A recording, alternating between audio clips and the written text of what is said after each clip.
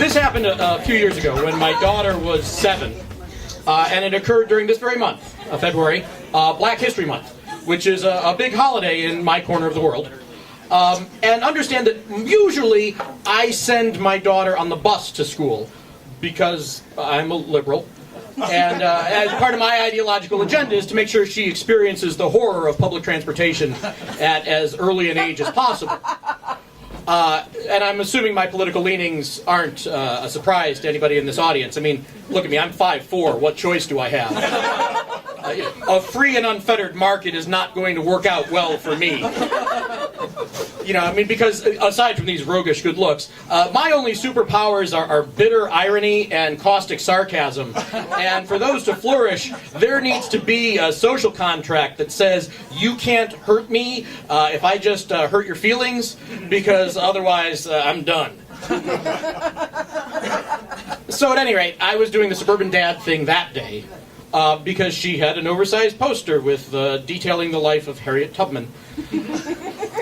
And she was excitedly telling me about the assembly that they'd had the day before in school. And she said, Dad, did you know that Ms. Moore, that's her principal, lived in the time of Dr. Martin Luther King? That was one word. And I said, well, yeah, I mean, you know, I was born in 1968. Your principal's got a few years on me. Pretty much anybody older than me lived in the time of Dr. Martin Luther King. She said, yeah. And she's not even black. Now, I need to hit pause here and give you guys a little bit of background. First, this is not a sheltered child. I mean, I say I'm a suburban dad, but the suburb I'm talking about is Evanston, the People's Republic of Evanston, Moscow by Lake Michigan. Perhaps you've heard of it. We have a wide socioeconomic diversity as well as ethnic. And we don't have any really mean streets per se, but we have a few that are a little grumpy. And she goes to a public school that has a diverse faculty, a diverse student body. They look like a Benetton ad. And the agenda there is so progressive that the year before, she had been bullied by 2 black girls for having blonde hair and blue eyes, which is a bittersweet moment for a liberal father. Because that's progress, right?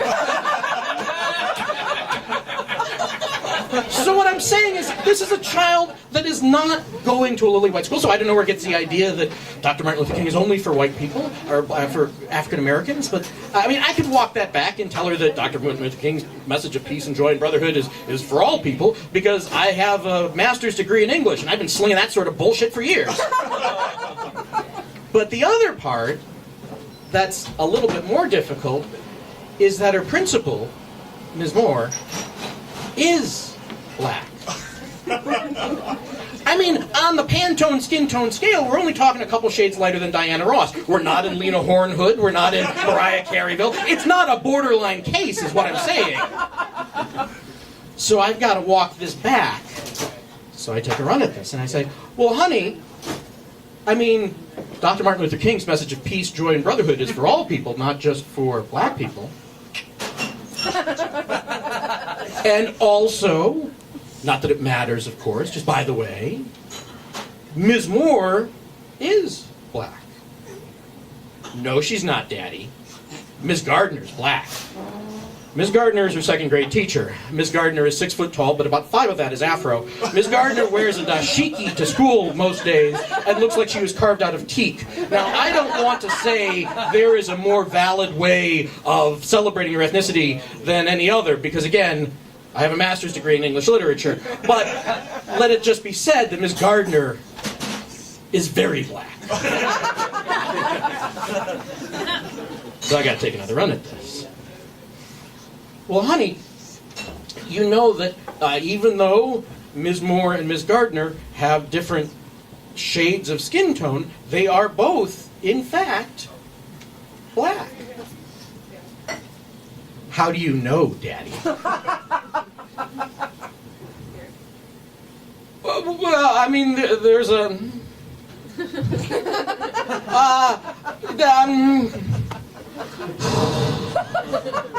That's a good fucking question, dude. Now, let me be clear. I know how I know. And all of you, if you're not bullshitting yourselves, you know how you know too. We all know how we know. And sometimes we think we know, and we really don't know, and we're wrong. But most of the time, when we know, we know. You know? But I can't tell her how I know.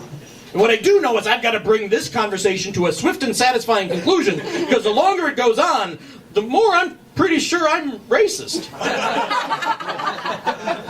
But what do I tell her? I mean, I can take the high road and say, you know, I can tell her about the miscegenation laws that lasted into the 20th century. I can talk about the one drop of blood rule that ruled in the antebellum South. I can make her watch every goddamn episode of Ken Burns' A Civil War. I can tell her that race is a sociological construction, because again, I went to graduate school. But she's 7. And that's not real frickin' practical. And besides, it's not race as a sociological construction history month. It's Black History Month. It's a thing. And I can't let her go in and just continue to say that Ms. Mitchell isn't black when she is in fact black, because that's going to lead to exactly what I don't want, which is an unscheduled parent-teacher conference. But then what's my other choice? I send her in with calipers and a checklist, a paper bag to divide. Daddy says you're a high yeller. No, I can't go that, because I'm going to get another unscheduled parent-teacher conference. So I told her I was magic.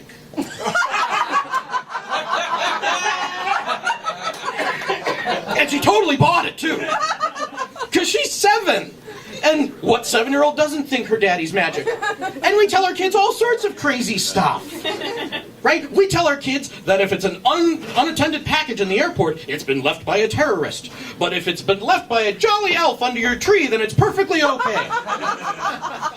We tell our children that when the little pieces of their cranium drop out and they stick them under their pillow, a demon comes in the middle of the night and exchanges that for money. And that's not German sounding at all. And here's how liberals screw up. We got our Sacagawea coins, because that would have a woman on it and be empowering, and they're gold. So when you see your kid digging gold out of underneath their pillow after exchanging it, you've turned him into a World War II era Swiss banker. And we tell our kids that the little brown things that are left on the lawn on Easter are chocolate, which sounds like a horrible prank, except they turn out to be chocolate.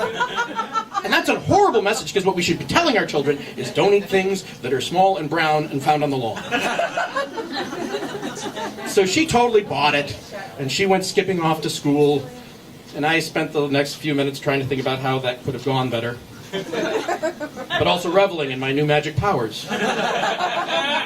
Old Magic Dad, the Imperial Wizard.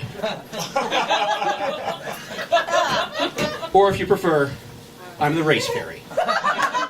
Thank you very much.